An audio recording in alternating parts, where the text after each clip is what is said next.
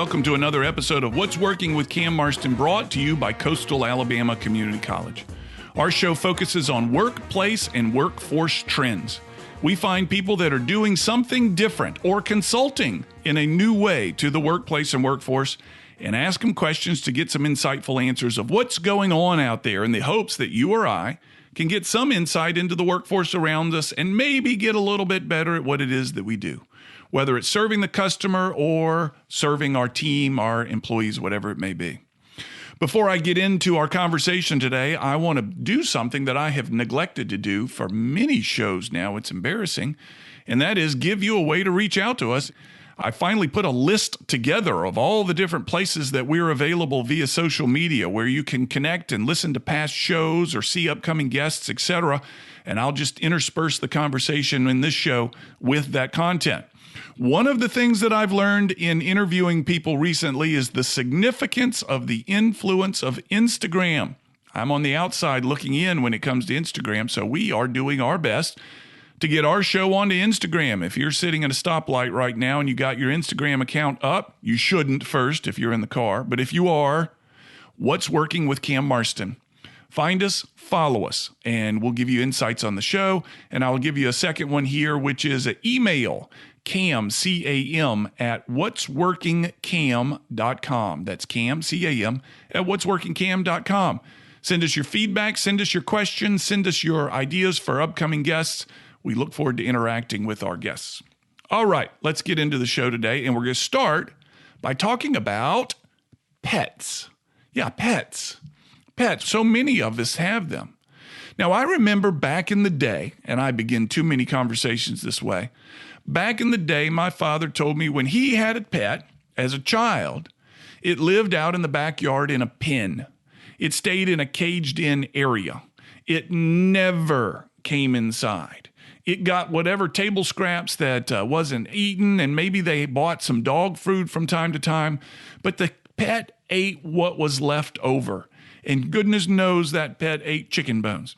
Goodness knows that pet ate turkey bones. There was never any fear of a bone getting lodged in the pet's throat or stomach or whatever it may be. The pet was ancillary to the family. It was supportive of the family. It was in the backyard. It was an afterthought. Wow, how things have changed, huh? The pet today is the center of so many families. And as I say this, I'm raising my hand. Our house is dominated by the accommodations we make for our pet. Her name is Lucy. Lucy has a dog bed in our bedroom. She has a dog bed in the kitchen, and she's got a third one in different places that we move around the house to accommodate her based on where she wants to lay down. She has a diet of food much better than my own. She eats chicken and she gets beef. And of course, it's all in the kibble or whatever it's called that we put into her bowl. But she gets better meats than I do. Of course, I'm not going to eat her food, but she gets better meats than I do. For a while, my wife was lifting the dog bowl and putting it on a bench so she didn't have to lean her head down to eat her food. So my question is, what has happened to the role of the pet in the household? We now serve the pets versus the other way around. And the answer is going to come from our guest on today's show. Brian Garish is the president of Banfield Pet Hospital. They're a client of mine.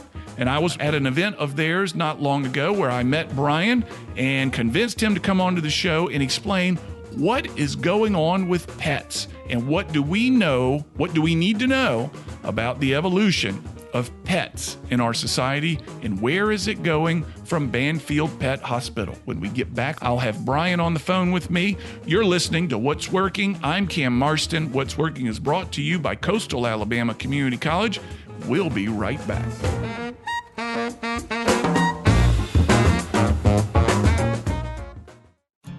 Think about how people really see you. The kid at the drive-thru just sees a coffee drinker. Please pull forward. Your local barista sees the person who loves a smiley face in their latte. See you next time. It's kind of the same way with insurance. Other insurance companies just see a customer, but a State Farm agent sees more. They see you as a neighbor. Your State Farm agent is here to get to know who you really are so they can help life go right. Call me, State Farm agent Allison Horner, in Mobile at 666-1616. Is your business growing? Does your existing metal building need an update? Expansion? New roof? With almost 20 years of experience, Mosley Building Systems is the leading metal building contractor along the Gulf Coast. We are your local design build experts. From expansion to new construction or repairs, we can guide you through all aspects of your project. Mosley Building Systems works with each client to fulfill their vision. For more information, go to mosleybuildingsystems.com.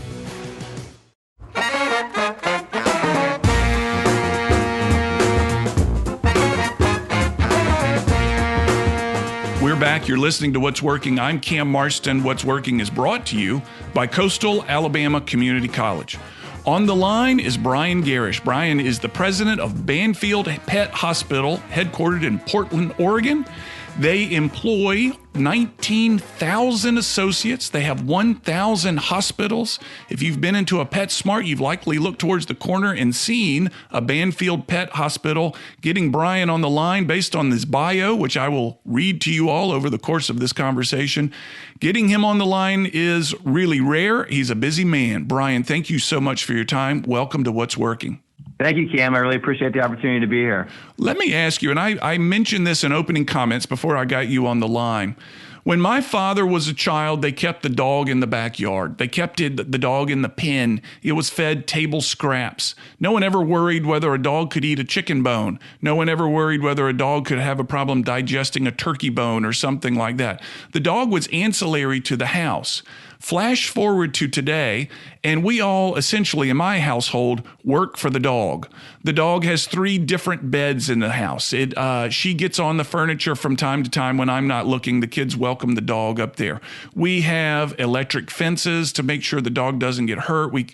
It's extraordinary, the evolution of the pet in the household, gone from ancillary to center of the household. Give me, Brian, in your opinion, where has this come from? What has this evolution been, and what started it? Sure, I'd love to talk about it. And your dog's very lucky, by the way. Sounds like a great life. And the evolution has been a great one. The pet industry has really been lucky of the recipient of the paradigm shift, where the pet has moved from our backyard to our bedrooms. Really, given that shift in this relationship, we're seeing a really strengthening in the human-animal bond. And that has been essential to pet ownership, really. This means that we truly need to be prepared to have conversations with people about how they care and how they take care of their pets really in new ways. This evolution has been pretty special.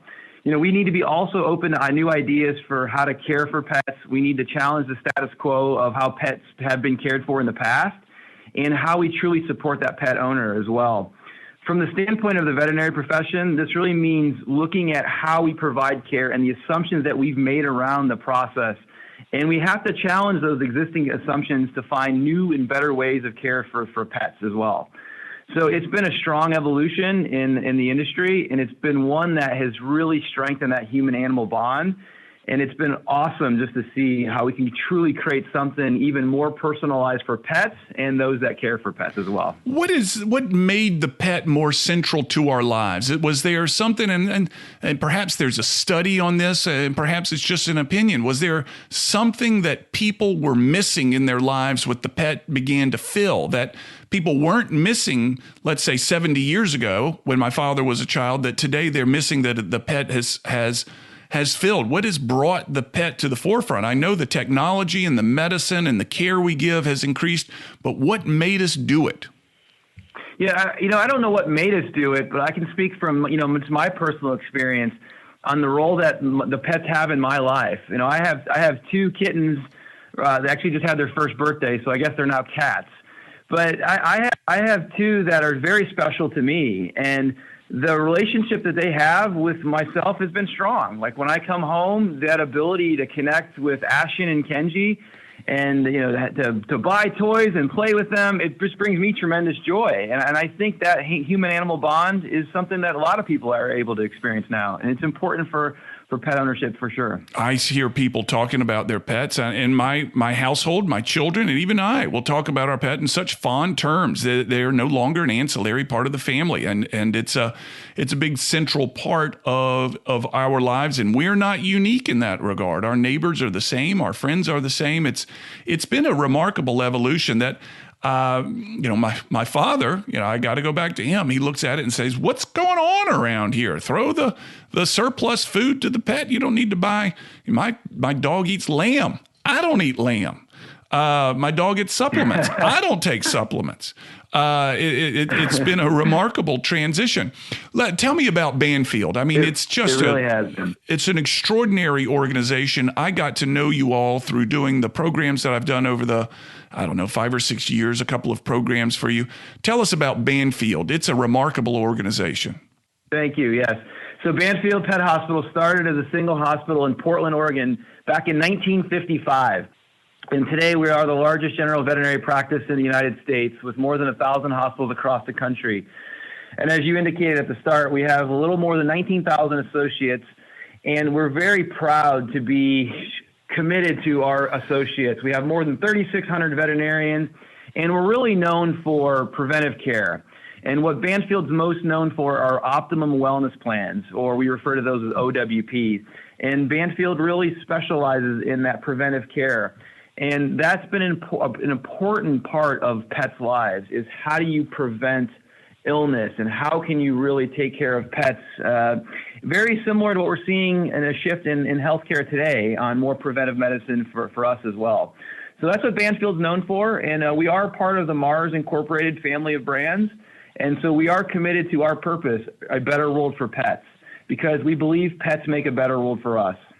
So when you say Mars brands, I want to make sure everybody's clear about what that is. That's M&M Mars. You and I, as a consumer, am very familiar with their product on the candy aisle. But M&M Mars brands, yes, owns Banfield as well, huh? Yes, that's correct. So Mars actually has actually been in the pet nutrition business since 1935. So when a lot of people may not be familiar with that, people will go to the candy confection side. But Mars is a very strong, diversified family of brands. And not only have they been in pet nutrition since 1935 and own several different pet food brands, they also own Banfield, VCA, Blue Pearl, and then we have international reach as well, Anacura and Linnaeus out of Europe, and we're starting some footholds into Asia as well. Is Mars continuing to get into the pet care, pet supply side of things? Do they see growth in pet ownership?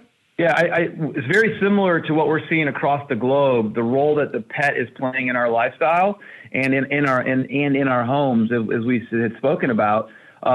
We all are seeing that, and expanding that pet care purpose of a better world for pets isn't just on the nutrition side; it's also on how we care for our pets. So yes, Mars has had a strong relationship with veterinary hospitals to continue to really bring that better world for pets alive.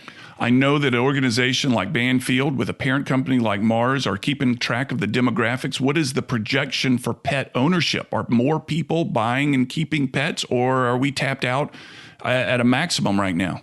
Yeah, this is not tapped out at all. It depends on which source you want to cite, but roughly 2/3 of the U.S. households, so nearly 85 million families, own a pet. And that's up from 56% of U.S. households back in 1988. So you fast forward, from 88 till today, you're talking a pretty significant increase of pet ownership. And those rates of pet ownership are not showing any signs of decline at all.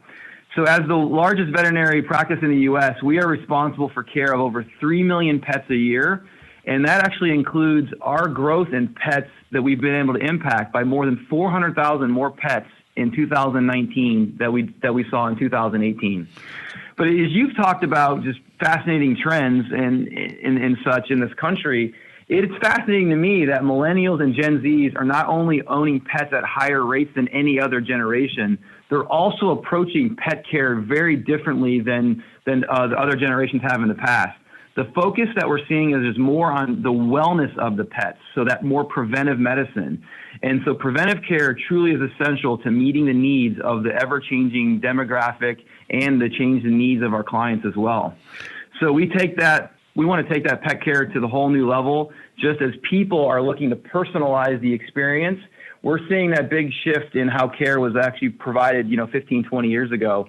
So we want to have that focus on really proactive health and well-being to ensure that pets live happier, healthier lives. When we come back from break, Brian, I want to talk about what maybe that motivation is in the millennials and Gen Z to really proactively protect their pets. And I also want to talk about where these pets are coming from. And I'll tell you a story about that when we get back from break. Folks, you're listening to What's Working. I'm Cam Marston. What's Working is brought to you by Coastal Alabama Community College. On the line with me, Brian Garish, the president of Banfield Pet Hospital. We'll be back after this break.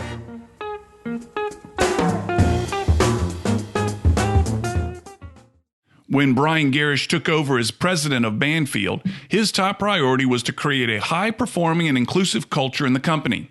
He's doing it. Banfield is growing at a remarkable pace, and turnover is the lowest it's ever been. He's launched a veterinary student debt relief program and started the industry's first suicide prevention training. He has his employees' backs. Coastal Alabama Community College is doing the same thing. Before classes start, they have a new student orientation to make sure students are familiar with the available opportunities. They offer vocational, career, and personal counseling services. They even have 24-hour crisis counseling. They take care of their students. To see all the great things happening at Coastal Alabama Community College, go to coastalalabama.edu or visit any one of their campuses. I'm David Nelson, brewmaster and owner of Braided River Brewing. We want beer that goes along no matter where the adventure takes us and that doesn't make us choose between great beer and drinkability.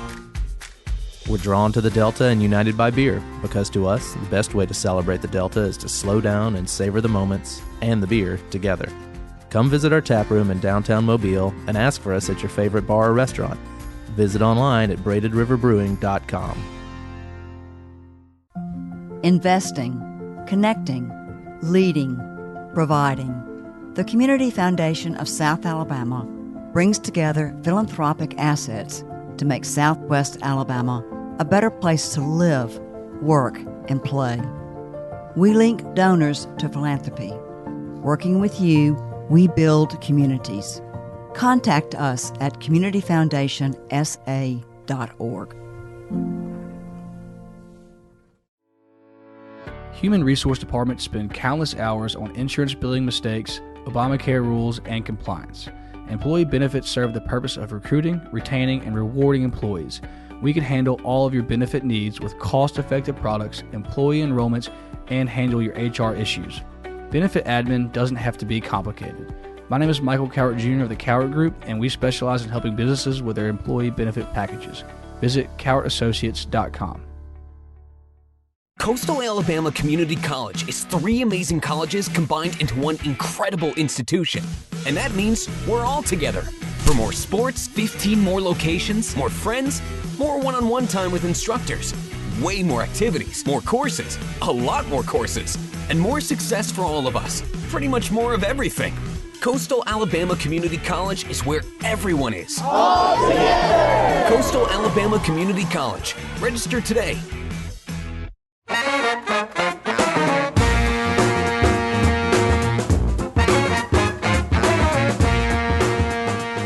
On the line with me is Brian Garish. He's the president of Banfield Pet Hospital. 1,000 plus hospitals, 19,000 plus associates. Brian has been in his role as president since the year 2017. Today, or recently rather, they have achieved the lowest turnover in the company's history, while simultaneously growing 2 times faster than the veterinary industry. Brian, that's impressive. Let me tell you the story that I was referring to. I remember hearing somewhere, and I can't remember where, it was back in the day, that there is a fear of, due to the large size of the millennial population and due to their demand for pets, that we would have a shortage of pets for the millennial generation as they began to buy homes and to want a pet for their home. Is any part of this true? Is there a shortage of pet? Is there a fear that immigrants sneaking over Trump's wall becomes trumped by people sneaking pets over the wall? There's nothing that we're seeing that suggests there'll be any shortage of pet ownership. And as the continued demand is increasing, we're seeing that happen on a relatively easy basis for people to find the right pet that meets their lifestyles, that can help them with their journey of loving a pet and that human-animal bond. So no more. We don't need to fear drug smuggling into the U.S. being replaced by pet smuggling into the U.S. or something like that to feed the addiction of the youngest generation of homeowner. There's nothing that I see that would suggest that's an issue. That would be an interesting turn of events. Prior to the break, we were talking about where perhaps this concern for the well-being of the pet has come from. Do you think the millennials and the Gen Z have been raised with a pet in their home, so now that they're pet owners, they're thinking more prevention? Is that where they've seen the value of prevention in pet healthcare, and is that where that's coming from? Well, I think it comes from a lot of places, actually. That human-animal bond that we had spoken about, and even as I share my two cats, Ashton and Kenji. Quick story. If I post a picture of them on Instagram, people love it. And if I don't post a picture on them, they actually request more pictures of them. We're just seeing the connection that people in society have on pet ownership.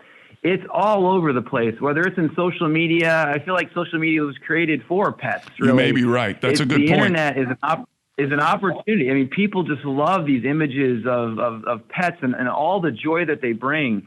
I think when I remember like my first pet, I had a white rabbit named Hopper. He hopped, so it seemed very fitting to call him Hopper, right? Sure. How original. But I mean, he used to love running around the house. He'd snuggle up like a cat. It taught me a ton of responsibility when I was a child. And I miss Hopper, and I reflect back on the impact that he had on me. And then growing up, having different pets over the course of my life, they impacted me just as much as I impacted them. So when I think about preventive medicine, I don't know that it's necessarily just a demographic shift or attributed to the next generation. I think it's an evolution as well. We're seeing in human healthcare on the need and how companies are wanting to spend more money on prevention versus just the symptoms that have occurred already. So I think there's a lot that goes into it, Cam, but having those pets and really going from backyard to the bedroom shows the impact that they have in our lives, and we want to make a better world for them. So I'll do anything for Ashton and Kenji. You're listening to What's Working. I'm Cam Marston. On the line is Brian Garish, the president of Banfield Pet Hospital. If you want to leave a message, this is an unmanned phone line, but if you want to leave a message that I could send on to Brian and perhaps put back on the show at some point in the future, here's the number, 251-260-8100. That is a phone and a text line. Again, 251-260-8100. Let us know what you think. Leave us a message. We'll try to get Brian to answer it, get him back on the line at some point in the future. Brian, you've got 19,000 associates across the nation. You got 1,000 plus hospitals. It's growing. Pet demand is growing. You guys deal with, and I wrote this down, 3 million pets a year. Talk to me about the associates and the job that you're struggling to fill the most. If I'm to walk into a Banfield, what do you guys need behind the counter in terms of employees? Sure. Well, I'll start by just talking about how important it is our associates. I believe we're an associate-centered organization. It is all about our people. To truly make a better world for pets, we have to make a better world for our associates. And when we can do that, they can realize their purpose of making a better world for pets. I'm absolutely just blown away on the purpose and passion that our associates have for making a difference in pets' lives. And it's truly inspiring. So when I think about the strategic direction of Banfield, it's really critical that the voice of our associates dictates the vision of our organization. We're actively creating a culture that's centered around our people, fostering the right conditions to empower our 19,000 plus associates. The strategic direction of the company is very important, but strategy without empathy is a wasted idea. And it is fantastic to see that our associates are using their voice, and that is driving our strategic direction. So when I think about the workforce that we currently have at Banfield, it's over 75% are millennials or Gen Z, and 86% are female. So we fully have embraced inclusion and diversity. We've launched diversity resource groups to really better understand how we create a much more personalized experience. And that has enabled us to really make sure that we're focused on bringing our associates' voice to life, to understand what do they need to really be even more successful. So it's not an issue of finding people to do the jobs at all. It's about making sure that we can actually see the pets that need to be seen. One of the difficult roles to fill across the country is a shortage of veterinarians. And there is a shortage of veterinarians, and so we have to figure out ways to make sure that we're taking care of our associates. So one of the ways that we're doing that is we created a health and well-being journey that we're focused on 5 areas of our associates' well-being. And that's a healthy mind, a healthy body, healthy finances, healthy career, and healthy community. And when we can focus on really truly putting our associate at the center, that allows us to hopefully not only be an employer of choice, but make sure that we're taking care of our people so they can take care of pets. And that has been an advantage for us to offer to our associates to make sure that not only are we recruiting and hiring as many doctors as we can, but we're also retaining as many doctors as possible. One of the jobs that we are expanding are our veterinary technicians. A veterinary technician is an important role because they can operate at the top of their license, and actually by doing that, they can see pets and they can actually help our doctors with the types of appointments that they're seeing now. So that's been 2 jobs that we've really been focusing in on, is 1, hiring and retaining our doctors, and 2, hiring and retaining our veterinary technicians by allowing them to operate at the top of their license. And what that does is creates better intact teams, which helps with engagement, and it makes our hospital flow much more efficient so we can ultimately see more pets. I'm not familiar with the title of veterinary technician. Tell me the coursework that's necessary for that designation and how it differs from a veterinarian. Yeah, so a veterinarian goes to veterinary school, and it's just as long as med school on the human side. A veterinary technician is, depending on which state, there's different credentials and there's different levels of testing and education, but it's anywhere from a 2 to a 4-year degree that allows them to provide a lot of different services. Again, depending on what the state is, what the state allows, they can provide different services that helps enable the veterinarian as well.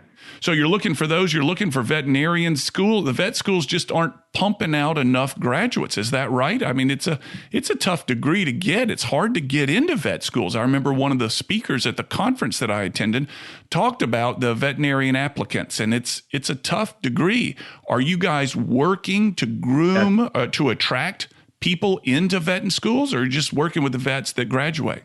No, we're definitely trying to figure out how do you role model how great this profession is, and to ensure that anyone who wants to become a veterinarian has that opportunity. So we're starting at all levels. Specifically, we are working with the veterinary schools as well to ensure that we have the right workforce representation. As the shifting demographics are happening in the country, we want to make sure that we have the right workforce representation for all of our communities to make sure that we're able to give care to all the pets that need the care.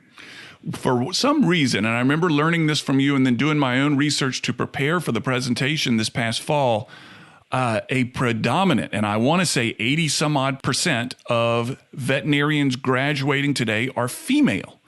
And if you were to find, let's say, I think the number is a 55-year-old veterinarian, it will likely be male. But a 45-year-old veterinarian is likely to be female, and the percentage of female veterinarian 45 years old and younger increases almost exponentially. What changed? What caused males to seek fewer veterinarian roles and females to really become the dominant gender in pet care? Yeah, I don't know. I think we've seen the shift in other industries and other segments. I'm not really sure what the driver is behind that. But you are right. We are seeing a big shift in terms of the number of females that are pursuing veterinary medicine, though. Yeah, it's a remarkable thing, and it's a tough sell. And I want to talk to you a little bit about the role of the veterinarian. It's a vulnerable role, and I remember perhaps it was you or someone with your organization who said, "Cam, imagine trying to treat a patient that can't talk. Imagine trying to treat a patient that you can't really get good feedback from other than what your education tells you and what you can observe." And that's the role of the veterinarian. Furthermore, you have extraordinary highs any given day of watching a family receive their new pet or have their pet come out of a treatment well, followed immediately by what could be a devastating loss of a pet. And it's called compassion fatigue. Is that right? That's right. Compassion fatigue is very important in veterinary medicine to understand, and that's where the role of anyone in this industry has to play to understand it and do something about it. Let's talk about compassion fatigue and what you guys are doing to help veterinarians with that when we get back. You're listening to What's Working. I'm Cam Marston. What's Working is brought to you by Coastal Alabama Community College. Folks, find us on Facebook. What's Working with Cam Marston. You'll see the shows, this show, previous shows, etc. We'll be back after this break.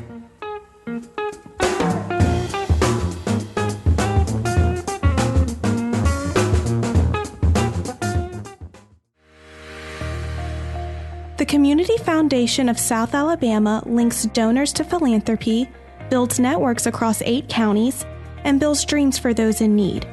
Through our donors' gifts, we make investments that enhance our community via initiatives with broad impact. Working with you, we build communities. Contact us at communityfoundationsa.org.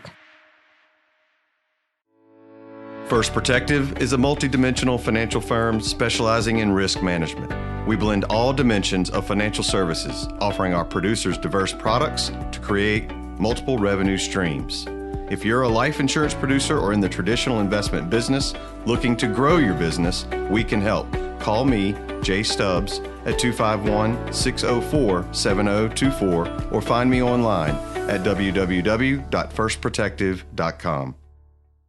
Life insurance is one of those subjects that make people want to change the subject rather than admit they probably don't have enough. I'm State Farm agent Allison Horner, and that's why I focus on how the benefits of life insurance actually live on by asking people to think in terms of life without having to sell the house insurance, or life without having to give up college insurance. Find out how the benefits of life insurance can live on for your family. Call me, State Farm agent Allison Horner, and get to a better state with State Farm. I'm Matt Armbruster with Ransom Ministries. We help people in our community that most others have given up on. Please donate your unwanted electronics to Ransom Recycling. We teach life skills, job readiness, and job creation through our electronic recycling program. We take anything with a cord. Find us at ransomministries.com, or you can call us at 251-751-0044.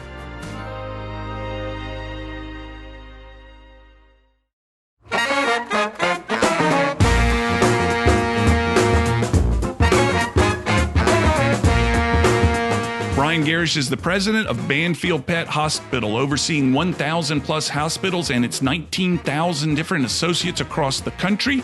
Brian, prior to the break, we were talking about compassion fatigue. And what I'd like to do is reset this conversation to have you tell us what compassion fatigue is and the toll it takes on the pet caregivers that we interact with when we bring our own pet to the Banfield Hospital. What is it? What does it look like? And what is Banfield doing to address it? Yes, Cam, this is a very serious topic in this industry.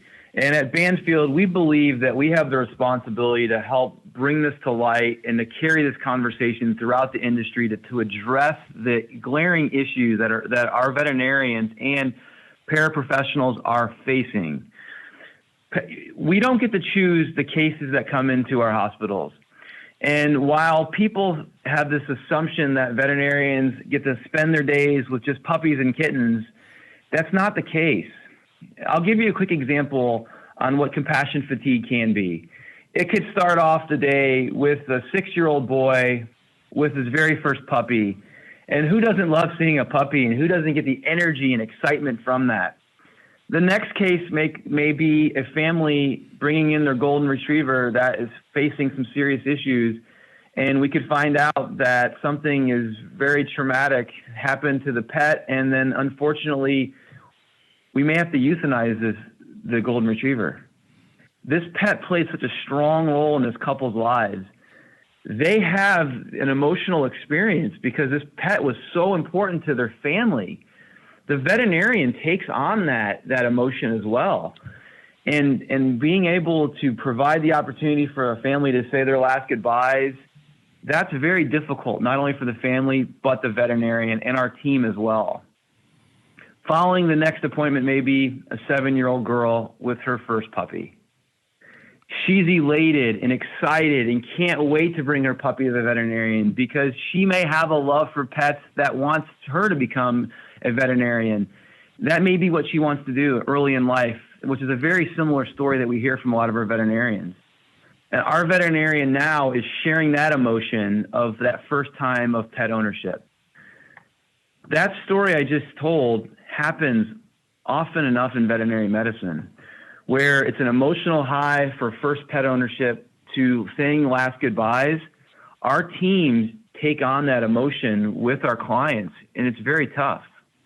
You know, other thing I'll mention, Cam, is when I talked about health and well-being earlier and those 5 components, healthy finances are important as well because veterinarians have the highest student debt to income ratio of any profession. I wanted to ask you about that. I'm glad you've started. Okay, I'm sorry to interrupt you. Please keep going, Brian. Oh, no, that's okay. That's okay. It's awful. Student debt is a big issue in this country as it is. It's an issue in the veterinary industry where the veterinarians have the highest student debt to income ratio. And so when you have that much debt for a calling, so many veterinarians say, this is a calling. I am here to help pets. I want to help something that cannot help themselves. It creates a financial burden. And those burdens that we have on our personal finances, that we bring that to work. That impacts just our total health and well-being. And that leads to and contributes to the compassion fatigue. So things like student debt, things like health and well-being, preventive medicine, we believe at Banfield that we need to shape the strategic direction of the company really rooted on what are those big issues in society, how do we address them and do something for our associates, but also model the way for a company to really be the beacon for how a company ought to behave. And we, as a result of student debt, we created a student debt repayment program. We're one of 4% of U.S. companies that have this. And in just 2 years, we've already contributed more than $8 million towards helping our veterinarians pay off their student loans and enabled more than $14 million in educational debt be refinanced. Wow. That's impressive. And I'm certain that there are lots of people grateful for the assistance you've given. The word that comes to mind, Brian, is unfair. And it's not a fair world. We're adults. We know that. But here are people out there providing care to an animal that can't care for itself, giving people the most elated experiences. I can remember when I got my first puppy. That moment in time is clear in my head. It was on Tudor Lane here in Mobile, Alabama. The dog's name was Holly. She was a black lab, and it was one of the most joyful moments I can remember. And these people provide joy and sit through heartbreak over the lives and the deaths of the pets. And it's a calling. I hadn't heard that before, and it is. And it's unfair that these veterinarians have to go through it. So let me ask you this. There are just a cajillion questions. Are there signs that you ask your veterinarians to be aware of emotionally within themselves that say, hey, you need to step back, or hey, you're getting into a dangerous area? What are the signs that a vet would look for in him or herself that tells them you're getting, I don't know how else to say it, but too far in? You need to step back. Well, it's an issue that's facing the veterinary profession, and that's actually a mental health crisis, and it ties into compassion fatigue, and there's many contributing factors. But if we think about mental health is a very big issue in this country, and it's also an issue in the veterinary industry. And when we think about mental health crisis that we're facing, according to the Centers for Disease Control and Prevention, 1 in 6 veterinarians considers suicide, and 1 in 10 suffers from severe psychological distress. And those are facts that we cannot ignore. And again, we have an obligation and a responsibility to take care of our people, to make sure that we create the awareness across the industry that it's not about the awareness that this exists. It's about how do we have solutions to help our people. So one of the things that we've done at Banfield is we feel this responsibility to really combat the veterinary mental health crisis. So we announced last year our first of its kind program called ASK, Assess, Support, and Know. And this program is training that's designed to help our veterinary professionals recognize and address emotional distress and suicidal thoughts. We made ASK available not just for all of our 19,000 plus associates, but it's also a free resource to the entire veterinary profession and all of the U.S. veterinary colleges in early January. To enable this training, to make sure that every one of our associates completed this training, we closed every one of our 1,000 plus hospitals to make sure that the conversation happened. We facilitated an interactive mental health and well-being training for all of our associates across the time. The training has been hugely important to help address the stigma that you should not be able to talk about mental health issues. And it's important that we not only start the conversation, but we continue the conversation. Tell me this, Brian. First, you closed 1,000 facilities to address this. That's strong. That is not posturing. That is solution oriented. That means you're real about it, and that's very, very impressive. I'm curious if there is a personality type that is attracted towards veterinarian work. And I'll give you an example. I had dinner with a friend of mine on Monday night, and he is an orthopedic surgeon. And the orthopedic surgeons are, and they would probably be angry that I would be saying something like this, but there's a personality type that's an orthopedic surgeon. They're the gunslingers. They're the rodeo kings. They're the former jocks, former athletes, things of this nature tend to land in that profession and heavily male. I asked this guy, do you know a female orthopedic surgeon? And he said, yeah, I met one time. So it's rare.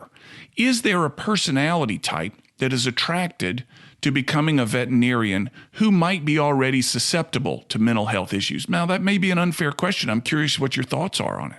Yeah, I don't know the connectedness to mental health, but what I would say is we hear with remarkable consistency that first pet ownership, how that led to, I knew I wanted to be a veterinarian. Yeah. And so if we were to think about what is that type of person, it's someone who's incredibly compassionate. Yeah. That is a word that I would use over and over again to describe all of our healthcare and veterinary professionals, is they have a passion for wanting to help. And in this case, their love for pets are what unite them. And with remarkable consistency, you hear when I was blank, 7, 8, 6, 5, 10, 13, I knew I wanted to be a veterinarian because that bond I had with my pet. And I could see that my pet couldn't talk and tell me what was wrong. And so I want to help something that can't help itself. So that's what remarkable consistency that we hear. So the word I would use is compassionate. Yeah. Yeah. And you mentioned, that's the root term of compassion fatigue. What type of fatigue is it? It's compassion fatigue. And these people have an abundance of it, and it can simply wear them out. It's a remarkable insight. Right. And of course, let's state the obvious. These veterinarians have access to things that a medical profession has access to that could put them make rash decisions easier for them. Let's just leave it at that. I want to pick up something that I see in your bio here that I think is really interesting. Brian connects directly with his associates on Instagram, LinkedIn, and Twitter to listen, engage, and transform the organization. You use social media to engage with your people more so than any internal communication methods. Is that accurate? That's very accurate. I think that's fast. I have to chuckle. You can develop an internal email system, but why when you can tweet it out or put it on Instagram and get better feedback? Exactly. And Cam, I'll tell you why. It's interesting when we think about just generations and things get attributed to generations maybe a little prematurely or maybe a little unfairly. But here's what I will say. I remember being part of the email generation when email was changing the way business was being done. And how many people were fighting email and didn't want to do emails? It was only phone calls. But emails became a way in which people communicated. Well, too often, that's how we still communicate, but things have changed. People are not necessarily living their lives on email. And I don't know about you, but I don't know how many people love getting lots of emails. Yeah. So, and it also feels a little inauthentic, and it doesn't feel the connectedness where you can truly have a conversation. So where people are living their lives are on social media. So if I want to listen at scale, so when we think about Banfield and over 1,000 hospitals across the United States, listening at scale is about listening to where people are. It's about listening where the conversation is currently happening. And it's about me participating in the conversation where it's happening. So why is that important? It has allowed me to really engage in stronger two-way dialogue to listen to what's on our associates' mind, what's working, what's not working, what do we need to start doing, what do we need to stop doing, what do we need to continue doing. And that really has allowed our associates' voice to be stronger and to help shape the strategic direction of the company, which has reinforced a lot of the decisions we're making, or it's also changed some of the decisions we were making because we got to hear at scale what our associates truly need or what our pets and clients really need. And that's an important piece. So social media for me has been an awesome way to connect with our associates. I dare ask this question, Brian. Would you give your Instagram account out to people who undoubtedly now are enchanted with you and Banfield and the strong position you're taking on so many things in the pet care world? Absolutely. So Instagram is Brian_Garish. So BRIAN_GARISH. And I'll tell you, we launched something about a year and a half ago. It's called Banter with Brian. And it's an opportunity for me to connect with anyone. And anyone can ask me any question. And the days in which I do a banter, I get over 500 questions. Man, that's the way forward. It is absolutely awesome, and I love that opportunity to connect with our associates because it allows us to hear from so many and really learn. And again, reinforce, are we doing the right things for our people, pets, and clients? Brian Garish is the president of Banfield Pet Hospital. Brian, thank you so much for your time. It's been an enlightening conversation. Thank you so much. Yeah, thank you for the time and opportunity to talk with you. We'll come back after break with final comments. This is Cam Marston. You're listening to What's Working, brought to you by Coastal Alabama Community College.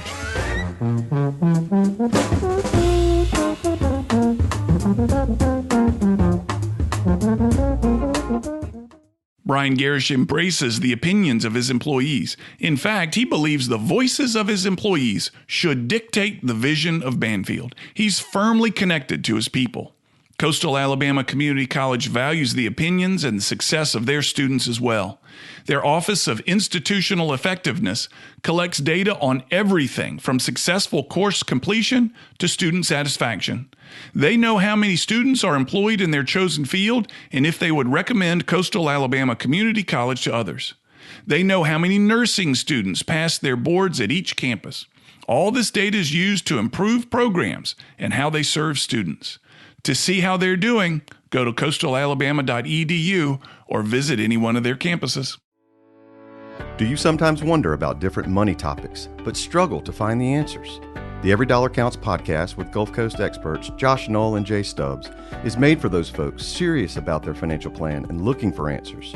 Josh and Jay dedicate their time to explaining the various services and products available, as well as discussing lifestyle and money interests of the modern-day family.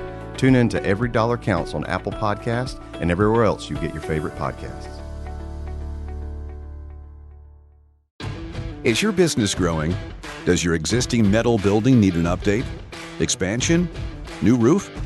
With almost 20 years of experience, Mosley Building Systems is the leading metal building contractor along the Gulf Coast. We are your local design build experts. From expansion to new construction or repairs, we can guide you through all aspects of your project. Mosley Building Systems works with each client to fulfill their vision. For more information, go to mosleybuildingsystems.com. This is Coastal Alabama Community College, where education is key and where there is opportunity in every classroom. We serve 9 counties with one common goal. Here we come together to create a brighter future.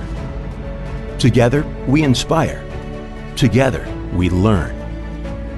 Together, we succeed. This is Coastal Alabama Community College. All together. I'm David Nelson, brewmaster and owner of Braided River Brewing. We want beer that goes along no matter where the adventure takes us and that doesn't make us choose between great beer and drinkability.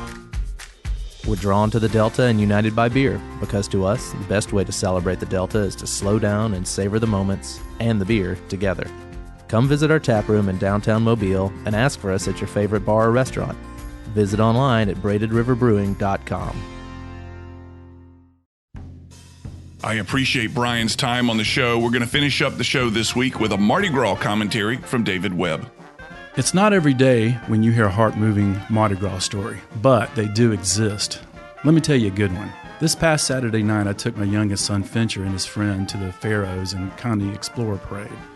It was a typical wait of anticipation for our first parade of the year.